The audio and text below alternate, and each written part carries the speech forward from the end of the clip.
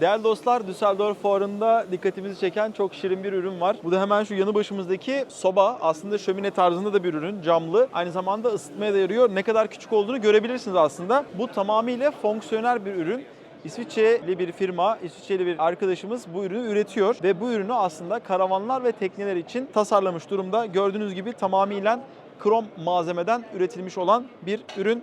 Bu ürünün tamamen set halindeki fiyatı ise yaklaşık olarak 1500 euro, yani 75 bin lira gibi bir rakama tekabül ediyor. Siz olsanız böyle bir sobayı teknenize kurar mısınız? Değerli yorumlarınızı sayfanıza bekliyoruz. Hepinize Düsseldorf'tan selamlar, sevgiler diyorum.